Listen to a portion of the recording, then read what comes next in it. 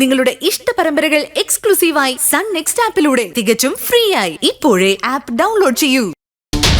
നിനക്കൊന്ന് വിളിച്ചു നോക്കാൻ മേലായിരുന്നു. ഞാൻ വിളിച്ചു മനോഹരേട്ടാ, നോട്ട് റീച്ചബിൾ എന്നാ പറയുന്നത്. മഴയ്ക്കും ഇങ്ങ് വന്നാ മതിയാ. എന്നതാ മനോഹര, ആരുടെ കാര്യമാ? ഓ, ദേവികമ്മയുടെ കാര്യമാന്നേ. അവക്കെന്നാ പറ്റി? ദേവിക മോളുടെ സ്കൂട്ടർ വരുന്ന വഴിക്ക് കേടായി കൊച്ചമ്മേ. മഴയ്ക്ക് മുമ്പ് വല്ല വണ്ടിയും കിട്ടി ദേവിക ഇങ്ങ് വന്നാ മതിയായിരുന്നു എന്ന് മനോഹരേട്ടൻ പറയുമായിരുന്നു. ഓ, മഴ നനഞ്ഞ പനി പിടിക്കാൻ അവളെന്താ ഇള്ളക്കുട്ടി? അവരാ ഇപ്പൊ ഈ വീട്ടിലെ ഇള്ളക്കുട്ടി. തോന്നുമ്പോ എവിടെയും പോവാം, തിരിച്ചു വരാം. നീയേ ആദ്യം സ്വന്തം കണ്ണിലെ കോലെടുക്ക്, എന്നിട്ട് മറ്റുള്ളവരുടെ കണ്ണിലെ കരടെടുക്ക്, കേട്ടോ? ദേവിക എവിടെ പോയാലും എനിക്കൊരു പേടിയില്ല. നീ മറ്റു ചിലരോടുകൂടെ സഞ്ചരിക്കുന്നതിലും ധൈര്യം അക്കാര്യത്തിൽ എനിക്കുണ്ട്. അതെന്താ അങ്ങനെ കൊള്ളിച്ചൊരു വർത്തമാനം? ഓ, മരുമോളെ പറഞ്ഞത് പിടിച്ചില്ല, അത്ര തന്നെ. എന്റെ നിത്യം ഒന്ന് നിർത്ത്. ചുമ്മാ ഓരോന്ന് പറഞ്ഞു തുടങ്ങിക്കോണം. ഞാൻ പറഞ്ഞതാ, ഞാൻ റോട്ടോ എല്ലാം വിളിച്ചു വന്നോളാം. എന്റെ പൊന്നു ദേവികെ, ഇയാൾ എന്തിനാ ഇങ്ങനെ ഭയക്കുന്നേ? നമ്മൾ എന്തെങ്കിലും തെറ്റ് ചെയ്തോ? അല്ല, ഈ ഓട്ടോറിക്ഷ ഓടിക്കുന്ന ആള് അന്യനല്ലേ? അതിലും അന്യനാണോ ഞാൻ? ഓ, എന്റെ സിദ്ധു. അല്ല, സിദ്ധാർത്ഥന് മനസ്സിലാവില്ല എന്റെ അവസ്ഥ.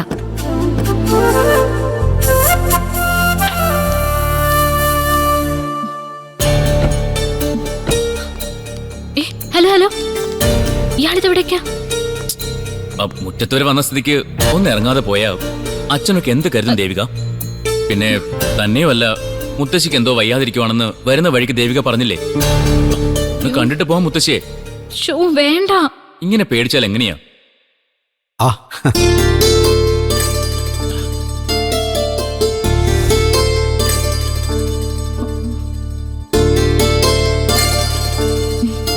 അല്ല, ഇതാരാ സിദ്ധുവോ? ഇതെവിടുന്ന് കിട്ടി? അല്ല മോളെ, വണ്ടി എന്ത്? അതൊരു കഥയാ. വണ്ടി കേടായി വഴി നിൽക്കുമ്പോഴാ ഞാൻ കണ്ടത്. നിത്യേ, അപ്പൊ അങ്ങനാണ് കാര്യങ്ങളുടെ കിടപ്പ് വശം. എന്താ? അല്ല, ഒന്നുമില്ല. വഴി വണ്ടി കേടായി പോകുന്ന നിരാലംബരെ കൊണ്ടുവിടാൻ നല്ല സമരന്മാർ ഉണ്ടല്ലോ എന്ന് പറയുകയായിരുന്നു. കാണിച്ചു തരാം ഞാൻ.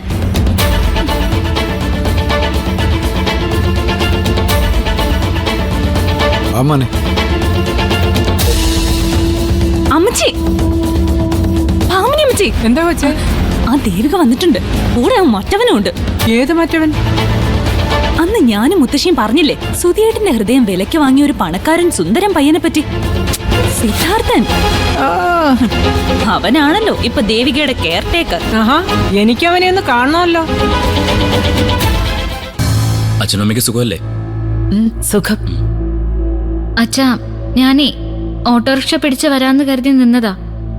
അപ്പോഴാ സിദ്ധാർത്ഥൻ അതുവഴി വന്നത്. ഞാൻ പറഞ്ഞതാ ഞാൻ ഓട്ടോയിൽ വന്നോളാന്ന്. അപ്പൊ പിന്നെ സിദ്ധു അല്ല, സിദ്ധാർത്ഥൻ. എന്റെ അച്ഛാ, ഈ ദേവിക ഒന്ന് വണ്ടി കയറ്റാൻ വിട്ട പാടെ ഞാൻ കരുതി നാട്ടുകാരെ മുഴുവൻ വിളിക്കേണ്ടി വരുമെന്ന്. അല്ല, അതുവഴി ഓട്ടോ ഒന്നും വരത്തില്ല എന്ന് പറഞ്ഞതുകൊണ്ടാ ഞാൻ. മോളെന്തിനാ എങ്ങനെ വിശദീകരിച്ച് വേർത്ത് വിഷമിക്കുന്നേ? സിദ്ധാർത്ഥന്റെ കൂടെയല്ലേ മോള് വന്നത്, അതിനെന്താ? നല്ല ചൊവ്വുള്ള അമ്മായിയപ്പൻ. നീയാണോടാ സിദ്ധാർത്ഥൻ? ഞങ്ങളുടെ ചെറുക്കന്റെ ഹൃദയം വാങ്ങിച്ച ആള്? അതെ. അല്ല, ഇതാണല്ലേ ഭാമിനി കൊച്ചമ്മ, മുത്തശ്ശിയുടെ അനിയത്തി? എന്റെ ബന്ധം നീ എഴുന്നള്ളിച്ചോ? അല്ല, ഇവിടുത്തെ മുത്തശ്ശിക്ക് എന്തോ വയ്യാന്ന് ദേവിക പറഞ്ഞു. ജസ്റ്റ് ഒന്ന് കണ്ടിട്ട് പോവാന്ന് കരുതി. മുത്തശ്ശിക്ക് എങ്ങനെയാ വയ്യാതായെന്ന് പറഞ്ഞായിരുന്നു?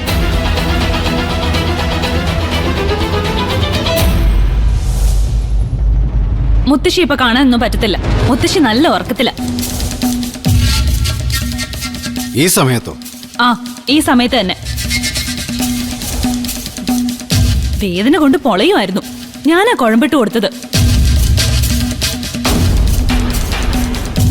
ഇപ്പൊ ഒന്ന് മയങ്ങിയതേ ഉള്ളൂ. ആ സമയത്തെ ആരെ ശല്യപ്പെടുത്താതിരിക്കുന്നതാ നല്ലത്. അതും ശരിയാ. ഞാനെന്നാ പിന്നൊരു ദിവസം വരാം. അതാണ് നല്ലത്. അമ്മയല്ലേ ഇല്ലാതുള്ളൂ, അച്ഛനും പെങ്ങന്മാരും കാത്തിരിക്കുവല്ലേ. വേഗം ചെല്ല്, വേഗം ചെല്ല്. വരട്ടെ.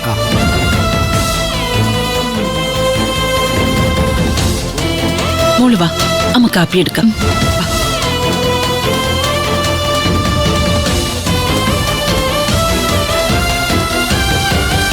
ഒന്ന് നിന്നേ.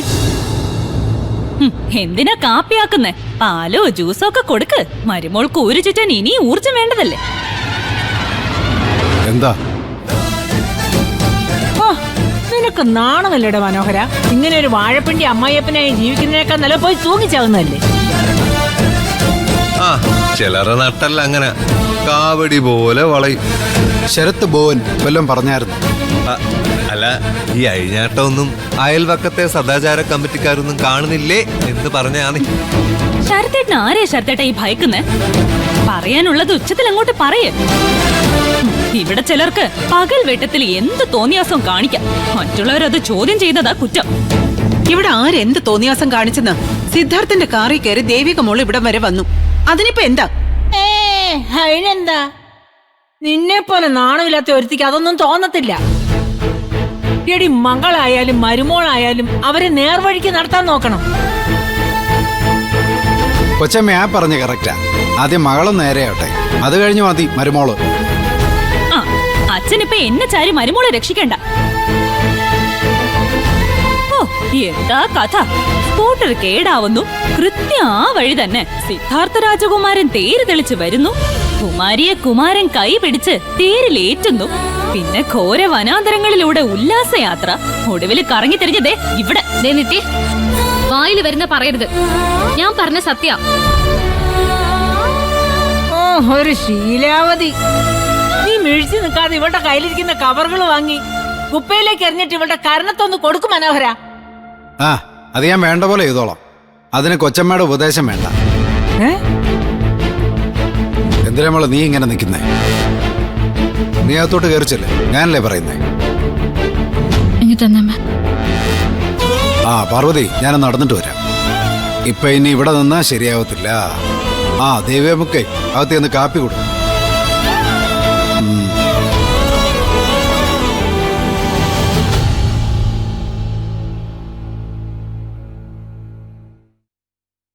കണ്ടില്ലേ ഭാമിനി അമ്മച്ചി, ഇതാ ഇവിടെ നടക്കുന്നെ. ആദ്യം ഞാൻ വല്യക്കനോടൊന്ന് സംസാരിക്കട്ടെ, അത് കഴിഞ്ഞ് മതി ബാക്കി. ഇന്ന് അവള് മനസ്സിലാക്കും ഈ ഭാമിനി ആരാണെന്ന്. അങ്ങനെ തന്നെ വേണം ഭാമിനി അമ്മച്ചി, അതിപ്പൊ തന്നെ ചെയ്യണം. ആ, ചോദിക്കാനും പറയാനും ആരുമില്ലെന്നുള്ള നെകളിപ്പാവൂ. ഇന്ന് കൊണ്ട് ഭാമനി അമ്മച്ചി അത് തീർത്തു കൊടുക്കണം. വിവരോ അന്തസ്സോ ഉള്ളവര് ഈ വീട്ടിലുണ്ടെന്ന് അവർ തിരിച്ചറിയട്ടെ. മുത്തശ്ശിയോട് നമുക്ക് പിന്നെ പറയാം. ആദ്യം അമ്മച്ചി അവളുടെ കാര്യത്തിൽ ഒരു തീരുമാനം ഉണ്ടാക്കണം. ആ, അതെ. കൊച്ചമ്മേ, കൊച്ചമ്മ ഇത് എന്തിനുള്ള പുറപ്പാടാ? എന്തിനാ ഇപ്പൊ ദേവികയുടെ മുറിയിലേക്ക് പോകുന്നത്?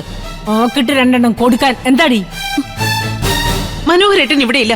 കൊച്ചമ്മ വെറുതെ വീട്ടിൽ വഴക്കും ബഹളം ഉണ്ടാക്കരുത്. വഴക്കും ബഹളം ഉണ്ടാക്കരുതെന്ന് നീ എന്നോട് കൽപ്പിക്കുന്നു. നിന്റെ മരുമോള് കണ്ടോന്റെ കൂടെ വണ്ടിയെ വന്നിറങ്ങിയതിന് ഒരു കുഴപ്പമില്ലല്ലേ? വല്യക്കം പറഞ്ഞപ്പോ ഞാൻ ഇത്രയും പ്രതീക്ഷിച്ചില്ല. ആ വണ്ടി വന്ന് നിന്നതേ ഈ വീടിന്റെ മുറ്റത്തല്ല, നിങ്ങൾ കെട്ടിയോന്റെയും കെട്ടിയോളുടെയും നെഞ്ചത്താ. അതെങ്ങനെയാ? അന്തസ്സുള്ളവർക്കല്ലേ അത് തിരിച്ചറിയാൻ പറ്റൂ. ഇവരോടൊന്നും ഇതൊന്നും പറഞ്ഞിട്ട് ഒരു കാര്യമില്ല. കൊച്ചമ്മ, എന്തിനാ കൊച്ചമ്മ ഇപ്പൊ ദേവിക മോളുടെ മുറിയിലേക്ക് പോകുന്നേ? അത് പറയേ. മാറിയിക്കടി. ഇല്ല. നീ ആരാടി എന്നെ ചോദ്യം ചെയ്യാൻ? മാറിയിക്കാനാ പറഞ്ഞു. കാര്യം പറ കൊച്ചമ്മ. നിക്കടി അങ്ങോട്ട്. ഇല്ല. അതെ, നിനക്ക് ശരിക്കും അറിയത്തില്ല ഈ ഭാമിനിയെ. ദേ, എന്റെ വല്യക്കൻ തല്ലൂന്ന് പറയത്തേ ഉള്ളൂ. പക്ഷെ ഈ ഭാമിനി തല്ലിക്കഴിഞ്ഞേ നീ അറിയത്തുള്ളൂ. മാറി അങ്ങോട്ട്. കൊച്ചമ്മേ, കൊച്ചമ്മ വേണ്ട. തുറക്കടി. എടി ദേവികേ, ഈ വാതിൽ തുറക്കടി. ഈ വാതിൽ തുറക്കാൻ. എടി ദേവിക, നിന്നോടല്ലേ പറഞ്ഞേ? കൊച്ചമ്മ പറയുന്ന കേക്ക്.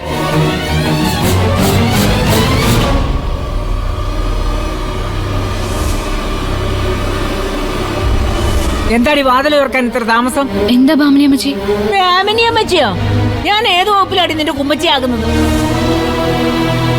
മാറി നിക്കടി അങ്ങോട്ട്.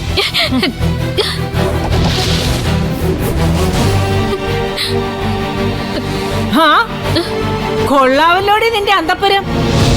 ദേ പട്ടുമെത്ത ആടയാഭരണങ്ങൾ വെക്കാൻ വലിയ അലമാര, പിന്നെ പേരിന് ഞങ്ങളുടെ ചെറുക്കന്റെ ഒരു പടവും, അവന്റെ ചിതാഭസ്മ കലശവും ഒരു വിളക്കും അല്ലേ? നാട്ടുകാരെയും വീട്ടുകാരെയും പറ്റിക്കാൻ ഒരു പൂജാമുറി സെറ്റപ്പ് അങ്ങനെ കരുതിയാ മതി ഭാമിനി അമ്മച്ചിക്ക്. ആ, ഇതിവിടെ വച്ചിട്ടാ ഇവര് കണ്ടവരുടെ കൂടെ കറങ്ങി നടക്കുന്നത്. നിത്യ ദൈവത്തെ ഓർത്ത് അതന്നെ വീണ്ടും പറയരുത്. ഞാൻ പറഞ്ഞല്ലോ, എന്റെ സ്കൂട്ടർ കേടായപ്പോ ഒരു ലിഫ്റ്റ് സ്വീകരിച്ചു, അത്രേ ഉള്ളൂ. അവിടെ ഒരു മുടിഞ്ഞ ലിഫ്റ്റ്.